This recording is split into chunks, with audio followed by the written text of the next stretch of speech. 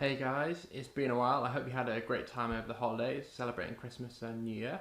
Um, I did say I'd get back with an update early in January, and it's more like mid to late January now. But there is a good reason. I've been busy putting together the prototype parts for Geco Hub that we got in the post recently, and making sure everything fits together, and it does. So this is one of two official final prototypes of Geco Hub. So although it's made using these processes that I have explained in the past, like vacuum casting and 3D printing and that sort of thing, it looks exactly like the final thing will look. It just cost a lot more to produce.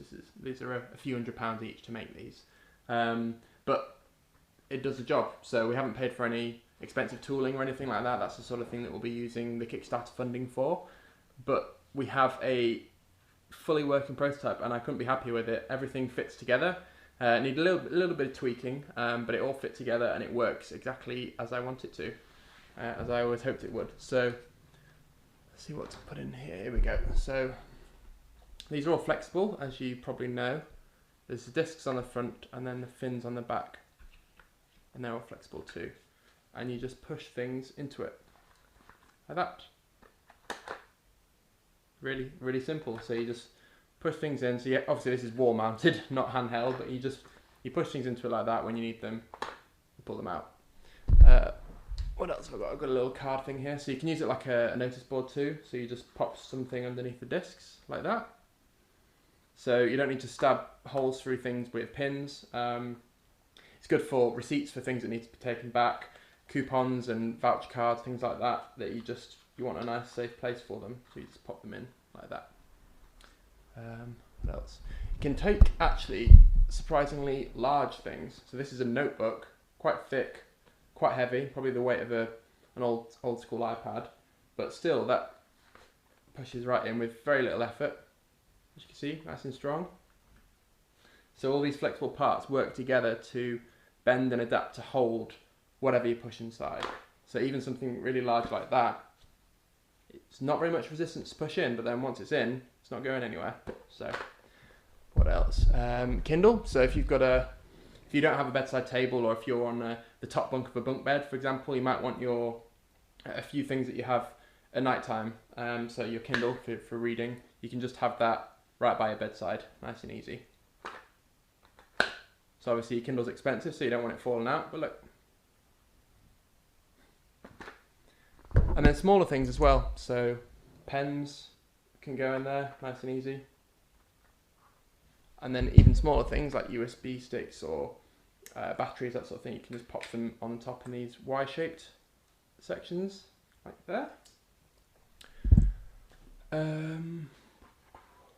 Just trying to find something else to put in there. Okay, so more obscure things, roller tape.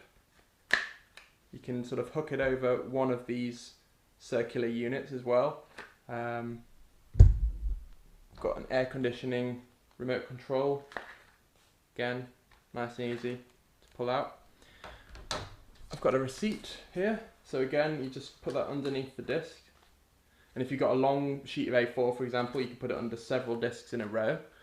So the longer something is, the heavier it usually is, but the more of these components work together to hold that thing in place. So although it's longer and heavier, you can see this two rows of three holding that thing in place.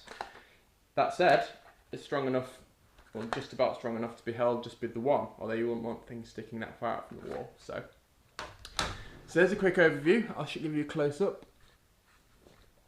So you can see these flexible parts here, the fins underneath, and then the rigid backboard on the back. So simple design in principle, a lot of effort getting the design right, getting everything to fit together, getting it so it can be produced at a cost that means we can offer it to you guys at a fair price, something that you'd actually want to pay. You know, no one's going to pay £100 for something like this.